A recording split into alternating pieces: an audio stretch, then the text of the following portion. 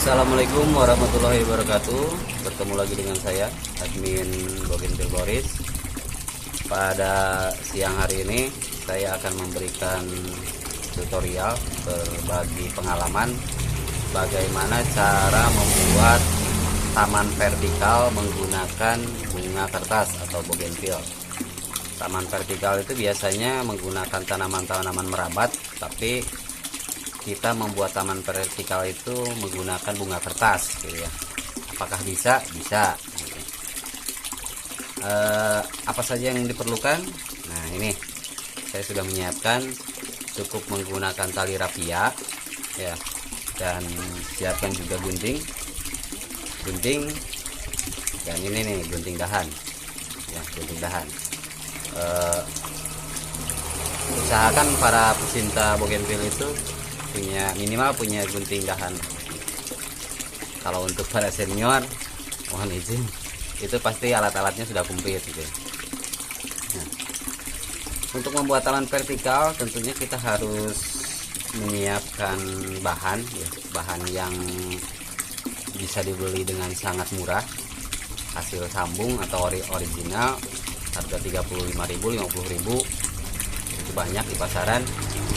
Lalu dirabatkan menggunakan tulus, menggunakan teralis ya. Yang bagusnya itu pakai teralis, pakai besi ya, atau menggunakan turus, kalau orang sudah bilang pakai turus gitu ya. Nah, bagaimana cara membuatnya, bagaimana cara merawatnya, saya akan menjelaskannya pada hari ini.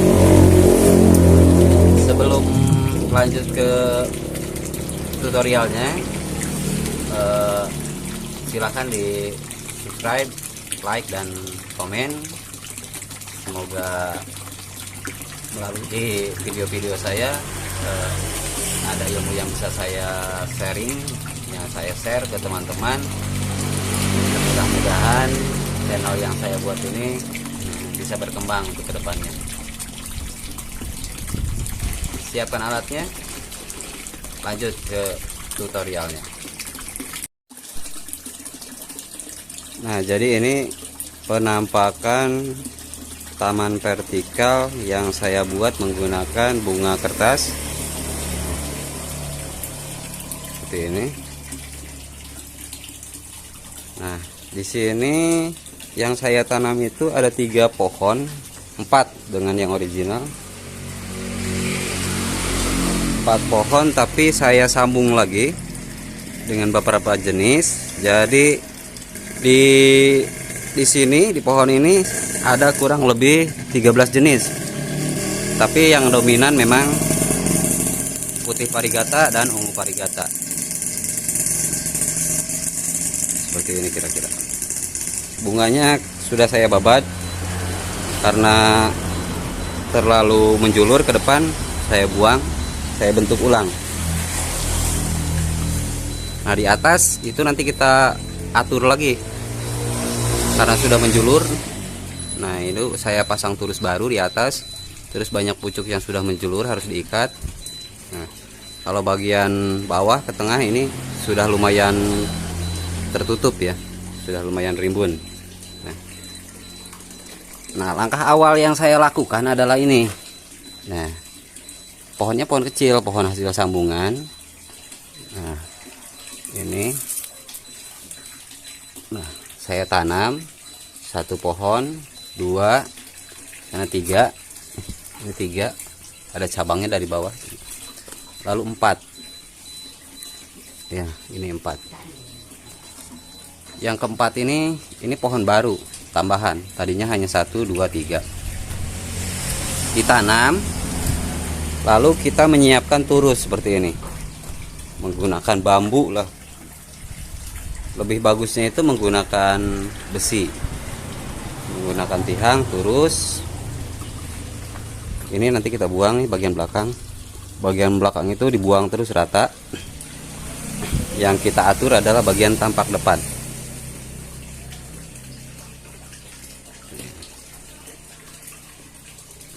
Nanti pohon ketika tumbuh ya, tumbuh subur, dia akan mengeluarkan banyak cabang seperti ini. Cabangnya subur. Lalu kita atur di sini seperti kita menanam anggur menggunakan sistem talis. kita atur percabangannya. Cabang utamanya kita ikat di bagian bambu, lalu percabangan-percabangan lain, nah ini kita ikat menggunakan tali rapia seperti ini. Tidak ada aturan baku ya, untuk mengikat itu tidak ada aturan baku. Kalau ada dahan yang panjang menjulur, boleh dipotong, boleh kita arahkan ke bagian yang kosong.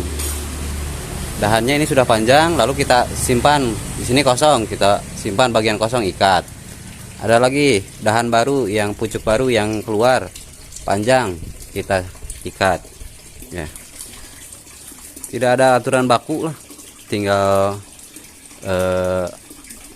disusun sedemikian rupa, diikat, pucuk bertemu pucuk, tapi ada bagian utama yang menempel pada turus, pada tralis.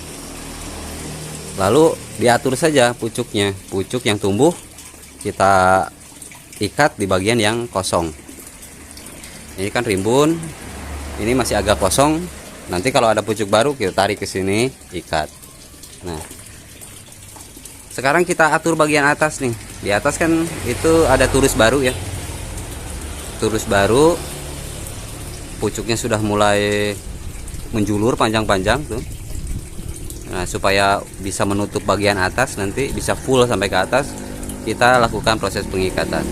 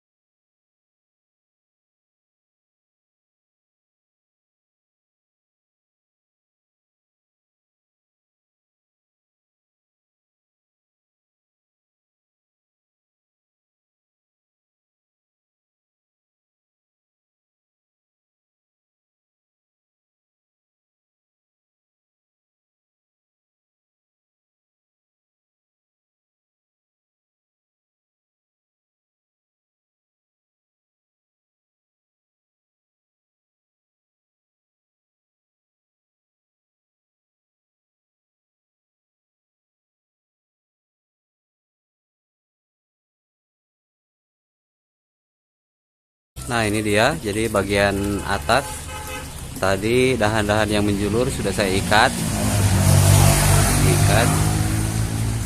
Masih jarang cabangnya, jadi masih banyak yang kosong.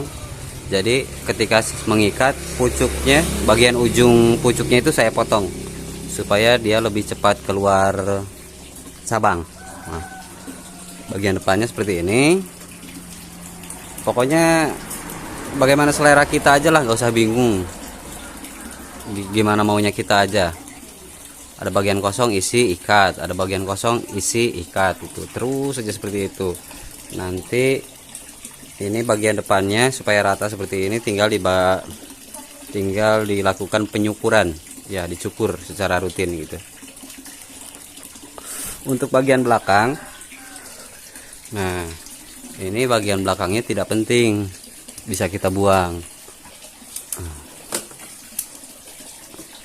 supaya nutrisinya fokus ke bagian yang depan ya. Dahan-dahan yang tidak dibutuhkan ini kita buang bagian belakang.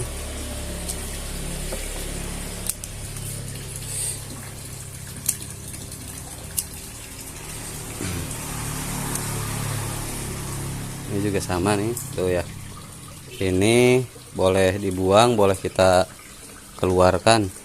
dikeluarkan ke depan nanti untuk mengisi bagian yang kosong. Nah, ini kan ada di bagian dalam, kita keluarkan di sini nanti untuk mengisi bagian yang kosong. Ini sama nih, ada bunganya, mau dikeluarkan bisa, mau dipotong boleh. Kalau ada yang bagian kosong di luar, bolehlah di luar, silahkan keluar. Ini kita potong. Ini sebenarnya dia sedang berbunga, tapi saya pangkas terus. Dan hal yang paling penting itu adalah konsistensi ya. Hal yang paling penting adalah kita konsisten dalam merawat tumbuhan ini. Prosesnya sangat lama, bisa mencapai 1-2 tahun ingin seperti ini, tapi capeknya kita itu akan terbayar ketika nanti bunga ini full bunga. Ini triknya hampir sama juga dengan trik-trik membuat gada-gada gapura ya. Sama dengan ketika kita membuat gapura menggunakan bunga kertas atau bunga bougainville. Untuk inspirasinya banyak di channel-channel lain atau di Google. Untuk bentuknya, inspirasi bentuknya mau seperti apa banyak. Kebetulan yang saya punya ini yang seperti ini.